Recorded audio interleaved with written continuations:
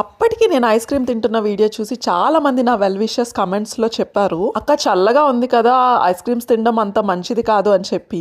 నేనేదో నా craving fulfil చేసుకోవడానికి ఐస్ క్రీమ్ తినేసా, కానీ వెంటనే మరుసటి రోజే జలుబు ఇంకా జ్వరం కూడా వచ్చేసింది. టు బీ ఫ్రాంక్, ఇది ఐస్ క్రీమ్ వల్ల వచ్చి ఉండదు, వెదర్ బాగా చేంజ్ అయింది కదా ఒక్కసారే. బాగా ఇక్కడ మాకు అయితే స్నో కూడా పడిపోతుంది అప్పుడే. ఈసారి వింటర్ ఎంతో భయంకరంగా ఉండబోతుందని అయితే అర్థమైంది. నవంబర్ లోనే ఇంత స్నో పడుతుందని అయితే ఎక్స్పెక్ట్ చేయలేదు నేను. నా రియాక్షన్ టాబ్లెట్ కి మాత్రం అస్సలు కాదు, వాటర్ కొంచెం హాట్ గా అనిపిస్తుంది, అందుకనే అలా రియాక్ట్ అవుతున్నా. యాక్చువల్లీ టాబ్లెట్స్ వేసుకునేటప్పుడు మనం క్యాజువల్ గా కూల్ వాటర్ తో వేసేసుకుంటాం కదా, సో కోల్డ్ వాటర్ కంటే కూడా లూక్ వామ్ వాటర్ తో వేసుకుంటే చాలా మంచిది. ఏ స్నేహ తెలిసిన విషయాలు ఎంతకని చెప్తావని అనుకోకండి. నాకు ఈ జలుబు జ్వరం ఇప్పుడు రావడం ఒకందుకు మంచిదే అనిపించింది. ఎందుకంటారా, ఇండియా నుంచి తెచ్చుకున్న టాబ్లెట్లు అలా భద్రంగా సేఫ్ గా బిల్లులతో సహా ఫస్ట్ ఎయిడ్ బాక్స్ లో పెట్టానా. ఏంటి అసలు స్నేహ ఇన్ని టాబ్లెట్లు తెచ్చుకుంది, ఇవన్నీ వాడేస్తుందా ఏంటని కంగారు పడిపోకండి. మా ఆయన కోసం ఎంతో కొంత మీకు ఈ వీడియోలు చూసి అర్థమయ్యే ఉంటుంది కదా.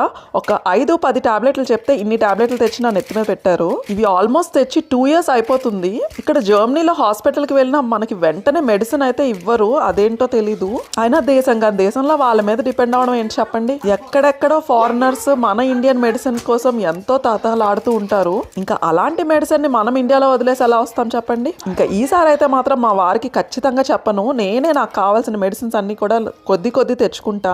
ఎందుకు ఇలా అంటున్నానంటే, ఇన్ని టాబ్లెట్స్ ఇప్పుడు చూపిస్తున్నానా అవన్నీ కూడా డేట్స్ అయిపోయి ఎక్స్పైర్ అయిపోయి, ఇవన్నీ కూడా పడేయటమే. మందులు పాలు అవ్వకుండా సేఫ్ గా ఉన్నందుకు హ్యాపీగా ఫీల్ అవ్వాలా, లేదంటే ఇన్ని వేలు ఖర్చు పెట్టి మందులు కొని పాడేయాల్సి వస్తుందని బాధపడాలో నాకైతే ఏం అర్థం కావట్లేదు. చూసే మీకేమైనా అర్థమైతే మాత్రం ప్లీజ్ నా కమెంట్ సెక్షన్ లో చెప్పండి. ఏ మాత్రం వీడియో నచ్చినా లైక్ చేయడం, షేర్ చేయడం, ఇంకా సబ్స్క్రైబ్ చేయడం అస్సలు మర్చిపోకండి.